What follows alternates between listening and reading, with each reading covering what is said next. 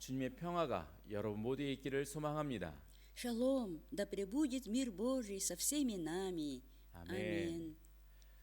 2주 전부터 우리는 소요리 문답 2에 대해서 살펴보고 있습니다. В течение 2 недель мы с вами рассматриваем второй вопрос-ответ малого катехизиса. 소요리 문답 2는 우리에게 세 가지 중요한 교훈을 알려주고 있다고 말씀드렸습니다. И мы знаем, что этот вопрос дает нам 3 важных поучения. 그중 첫 번째는 인간은 스스로 하나님을 알 수 없다는 것입니다. Первое. Человек сам не может познать Бога.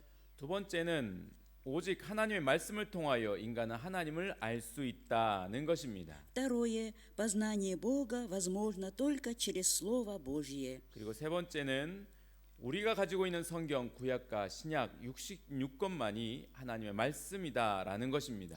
И третье. Только 66 книг Ветхого и Нового Завета в Библии, которую мы имеем, есть Слово Божье.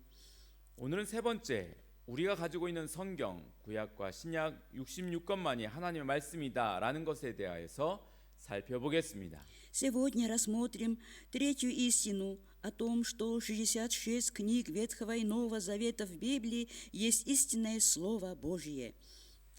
지난 시간에 우리는 하나님은 말씀을 통하여 자신을 계시하셨다는 것을 살펴보았습니다. На прошлом занятии мы прошли тему «Бог открывает себя через Слово». 그렇다면 우리는 과연 성경이 하나님의 말씀인가를 살펴봐야 할 것입니다. И поэтому мы должны обязательно уяснить этот вопрос, в самом деле ли Библия есть Слово Божье. 왜냐하면 성경은 사람이 하나님의 말씀을 기록하고 편집한 책이기 때문입니다. Потому что Библия написана и собрана в единую книгу людьми. 어떻게 불완전한 사람이 완전하고 거룩하신 하나님의 말씀을 기록할 수 있었을까요? Возможно ли такое, чтобы невежественный человек писал слова совершенного и святого Бога? 우리가 알듯이 성경은 하루아침에 하늘에서 떨어진 책이 아닙니다. Как известно, Библия не упала в завершенном виде с неба в один прекрасный день. 수많은 시간과 수많은 사람들의 손을 거쳐서 성경이 우리에게 전해진 것입니다. Она дошла до нас, пройдя сквозь многие годы и многие руки. 사람이 하나님 말씀을 기록할 때 하나님이 말씀하시는 것을 사람이 기계적으로 받아 적은 것도 아닙니다. Ведь изрекаемые Богом слова не записывались людьми механически, под диктовку. 또한 성경의 많은 부분이 사람들의 입으로 전해져 내려오는 하나님의 말씀을 후대의 사람들이 기록한 것입니다. И большая часть Библии состоит из устных преданий, которые были записаны людьми последующего периода.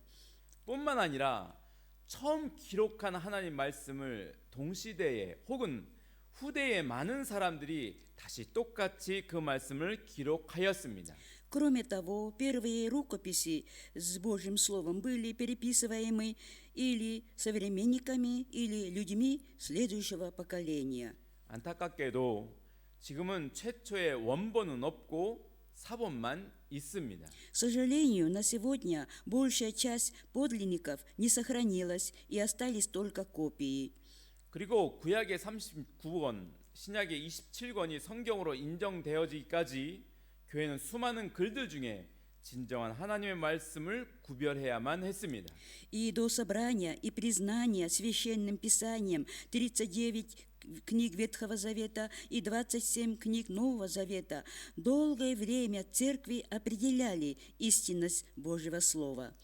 자, 그렇다면 우리는 어떻게 우리에게 있는 성경이 하나님으로부터 온 계시임을 확신할 수 있습니까?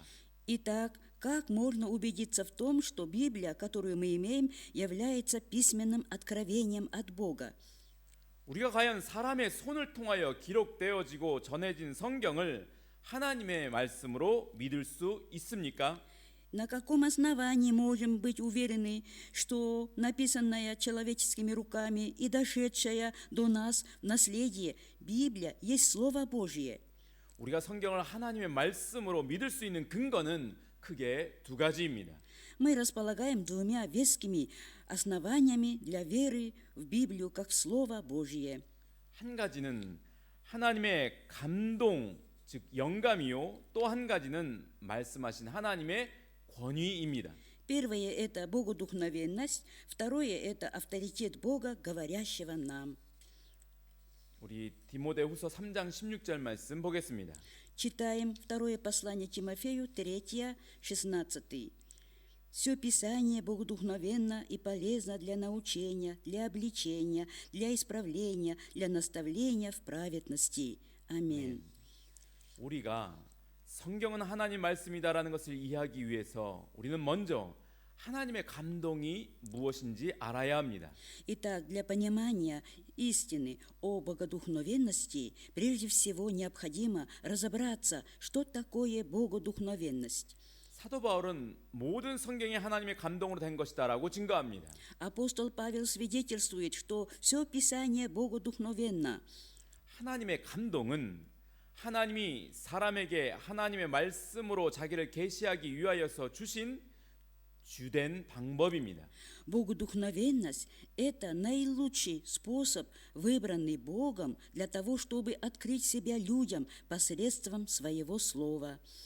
하나님의 감동은 불완전한 사람을 통하여 완전하신 하나님의 말씀을 전하기 위한 하나님의 방법입니다. Богодухновение – это способ, использованный Богом для передачи несовершенным людям слова совершенного Бога. 하나님이 택하신 특별한 사람들에게 하나님의 감동을 주셨습니다. И Бог особо воздействовал на избранных к уникальному делу. 하나님의 감동으로 되었다는 것은 헬라어로 표현하면 하나님이 호흡을 불어 넣으셨다는 뜻입니다. Если выразиться на греческом языке, богодухновение – это означает «Бог вдунул дыхание». 이때 하나님께 특별하게 택함 받은 사람의 인격이 사라지는 것이 아닙니다. И при этом индивидуальность и способности избранных к соавторству с Богом сохранялись. 혹은 기계적으로 조종당하는 것이 아닙니다. Также это не механическое, без осмысливания написания. 하나님이 택함 받은 사람의 인격이 온전히 보존되어지면서도 하나님의 완전한 말씀을 듣고 깨닫고 기록할 수 있도록 도우신 것입니다. Здесь Бог содействовал так, чтобы писари сохраняли свои личные качества и стили написания, чтобы они слушали, понимали истинный смысл и были активными участниками составления текста. 결국 사람이 성경을 기록하였지만 그것은 하나님의 호흡에 의하여서 이루어진 것입니다. В конечном результате, хотя Библия написана людьми, работа совершалась по Божьему вдохновению. 여러분, 하나님의 감동은 인간의 이성으로 이해하거나 인간 스스로 경험할 수 있는 것이 아닙니다. Друзья, богодухновение – это такой предмет, который непостижим человеческим разумом, и человек не может самостоятельно испытать это на себе. 하나님의 감동은 특별한 하나님의 섭리인 것입니다. Потому что богодухновение – это особый вид Божьего провидения. 사도 바울은 하나님의 계시를 다른 사람에게 전하면서 이것은 사람의 지혜에 가르친 말로 아니하고 오직 성령의 가르친 것으로 했다라고 선언합니다. Павел, передавая людям откровение Божье, говорил, что говорит и пишет по поручению Бога под воздействием Святого Духа. 고린도전서 2장 13절 말씀입니다. Читаем 2 Коринфянам 2, 13. «Что и возвещаем не от человеческой мудрости изученными словами, но изученными от Духа Святого, соображая духовное с духовным». 아멘. 아멘. 이처럼 우리가 성경이 하나님의 말씀이라고 믿을 수 있는 첫 번째 근거는 바로 하나님의 감동입니다. Таким образом, богодухновение является первым веским основанием нашей веры в Библию, Слово Божье. 두 번째로 우리가 성경이 하나님 말씀이라고 믿을 수 있는 근거는 말씀하신 하나님의 권위입니다. А второе основание нашей веры есть авторитет Библии. 여러분, 권위는 말의 능력이나 무게를 의미합니다. Друзья, авторитет представляет собой силу или вес слова. 그런데 말의 권위는 그 말이 누구로부터 왔는가로부터 그 말의 능력과 무게가 결정지어집니다. И авторитет проистекает от того, кому принадлежат эти слова. И кто определяет эту силу и вес. 말의 권위는 그 말을 누가 했느냐, 그 말을 누가 말했느냐에 의하여서 결정지어집니다. То есть авторитет зависит от того, кем оно, это слово, изречено, и кем этот авторитет утвержден. 앞서 말씀드렸듯이 모든 성경은 하나님의 감동으로 된 하나님의 계시입니다. Как было сказано выше, все Писание – богодухновенное откровение Бога. 그러므로 모든 성경의 말씀은 근본적으로 하나님으로부터 온 말씀이기에 그 말씀은 하나님의 권위를 가지게 되는 것입니다. Потому как всякое слово в Библии элементарно исходит от Бога, оно, естественно, обладает божественным авторитетом. 성경이 사람이 듣고 전하고 기록한 말씀일지라도 그 권위가 훼손되지 않습니다. Ну пусть в Библии записано увиденное и услышанное разными людьми, но авторитет этого слова не повреждается. 왜냐하면 하나님의 감동이라는 특별한 은혜 때문인 것입니다. Потому что это особая божественная благодать, называемая богодухновением. 그러므로 성경 안에 있는 모든 말씀이 하나님의 말씀으로 무게 있게 받아들여지는 것입니다. Поэтому всякое слово в Библии воспринимается авторитетным словом Бога. 우리가 성경을 하나님의 말씀으로 믿는 이유는 그 말씀을 하시는 이가 하나님이시기 때문입니다. И мы верим в Библию, Слову Божьему, по той причине, что это слово дано нам Богом. 우리 누가복음 5장 4절부터 5절 말씀 보겠습니다. Читаем от Луки 5, 4 по 5. Когда же перестал учить, сказал Симону: «Отплыви на глубину и закиньте сети свои для лова». Симон сказал ему в ответ: «Наставник, мы трудились всю ночь и ничего не поймали, но по слову твоему закину сеть». 아멘. 시몬과 그와 함께한 사람들은 갈릴리 호수에서 오랫동안 어부로 살아온 사람들입니다. Симон и бывшие с ним всю жизнь были рыбаками при Галилейском озере. 생각하건대 갈릴리 호수를 그들보다 잘 아는 사람들은 그리 많지 않았을 것입니다. Кто, если не они, мог знать Галилейское озеро как свои 5 пальцев? 그런데 그들이 밤이 맞도록 수고하였지만 물고기 한 마리도 잡지 못하였습니다. Но, хотя они всю ночь трудились, не поймали ничего. 그때 하나님의 나라를 전파하던 예수라는 사람이 그들에게 깊은 데로 가서 그물을 내려 고기를 잡으라라고 말합니다. Вот тогда подошел к ним Иисус, который закончил учить людей о Царстве Божьем, и сказал: «Закиньте сети на глубину». 그런데 놀라운 것은 시몬이 예수의 말씀에 순종합니다. Что удивительно, здесь Симон повиновался Иисусу. 왜냐하면 그 말씀을 하는 사람이 하나님이 보내신 분이라고 믿었기 때문입니다. Да потому что он верил, что наставляющий был послан Богом. 만일 시몬이 예수를 나사렛 목수의 아들 정도로만 받아들였다면 시몬은 그의 말을 권위가 없는 말로 받아들였을 것입니다. Если б Симон видел в Иисусе только сына плотника из Назарета, то слова Иисуса были бы для него неавторитетны.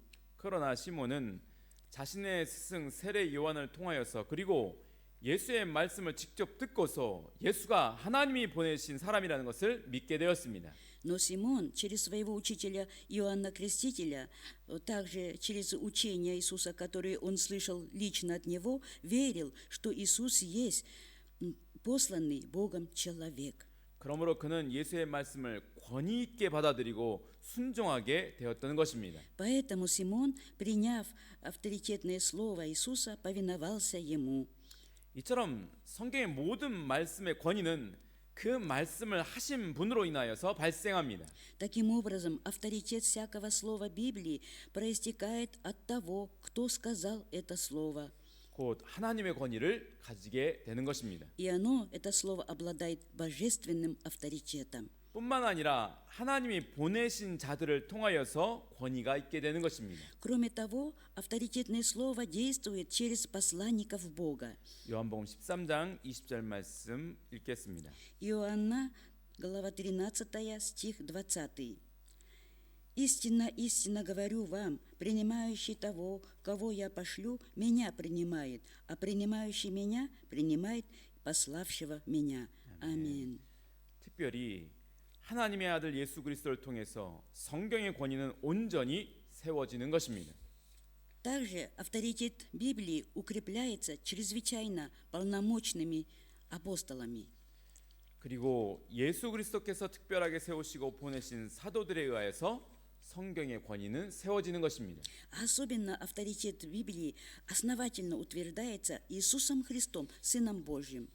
이처럼 우리는 하나님의 감동하심과 말씀하신 하나님의 권위를 통해서 성경이 하나님의 말씀임을 믿을 수 있는 것입니다. Таким образом, основываясь на богодухновенности и авторитете Библии, мы верим в Библию как Слову Божьему. 우리에게 있는 66권의 성경이 하나님의 말씀으로 인정되어지기까지 역사적으로 수많은 토의와 논쟁이 있었습니다. До признания 66 книг Библии Словом Божьим в истории христианства было множество споров и обсуждений. 그러나 그 역사는 살아있는 하나님의 말씀 앞에 사람이 굴복한 역사입니다. Это история подчинения людей живому Слову Бога. 하나님의 감동하심으로 하나님의 권위를 가진 하나님 말씀 앞에 교회가 무릎을 꿇고 시인하는 역사인 것입니다.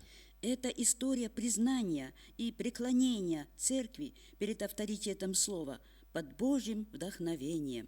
사람이 하나님 말씀 위에 서서 이것은 하나님 말씀이다라고 선택한 역사가 아닌 것입니다. Это не история провозглашения Слова Божьего человеком, который поставил себя выше Слова Божьего. 출애굽기 3장 14절 말씀 보겠습니다. Исход 3, 14. Бог сказал Моисею: «Я есмь сущий», и сказал: «Так скажи сынам Израилевым: сущий Егова послал меня к вам». 아멘. 하나님이 스스로 있는 분인 것처럼 하나님의 말씀도 스스로 권위를 나타내시고 증거하고 있는 것입니다. Как Бог есть самосущий, так и Слово Его самосвидетельствует о своем авторитете. 우리는 다만 스스로 증거하시는 하나님 말씀 앞에 순종할 뿐입니다. А наше дело повиноваться самосвидетельствующему Слову Божьему. 소요리 문답 2. 어떻게 우리가 그를 영화롭게 하며 즐거워해야 하는지 우리를 지도해 주기 위해서 하나님께서 무슨 규범을 주셨는가? Итак, второй вопрос, ответ малого катехизиса. Как нам прославлять и наслаждаться Богом? И какое правило дано нам в руководство? 그 답은 구약과 신약 성경 안에 담겨 있는 하나님 말씀이 어떻게 우리가 그를 영화롭게 하며 즐거워해야 하는지 우리를 지도해 주는 유일한 규범이다. Ответ слова Ветхого и Нового Заветов – это единственное правило прославления и наслаждения Богом.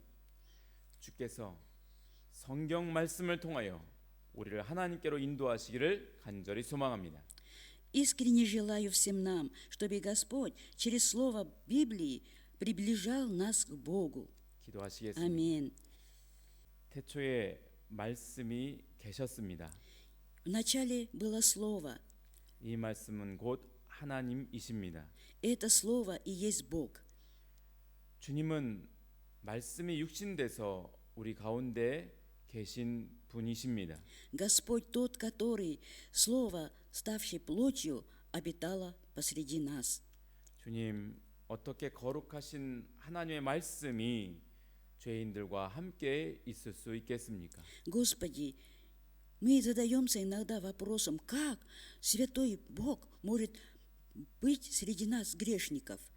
그러나 주님, 주의 은혜로 주의 거룩한 말씀이 우리 마음 가운데 새겨지게 하여 주시옵소서. Пусть эти вопросы все рассеются. Ты же, Господь, благослови, чтобы святое Слово Божье засекалось в наших сердцах. 영생의 말씀이 주님과 함께 있사오니 우리가 주님을 사모하게 하시고 늘 주님과 함께 있게 하여 주시옵소서. Зная, что Твое Слово вечное, неприходящее, мы могли всегда жаждать Его. 주의 말씀으로 인하여서 우리가 하나님을 영화롭게 하고 즐거워하게 하여 주시옵소서. Благослови нас, чтобы мы, Боже, через Слово Твое прославляли Тебя и наслаждались Тобою. 감사하고 예수님의 이름으로 기도합니다. Благодарностью мы молимся во имя Иисуса Христа. 아멘. Аминь.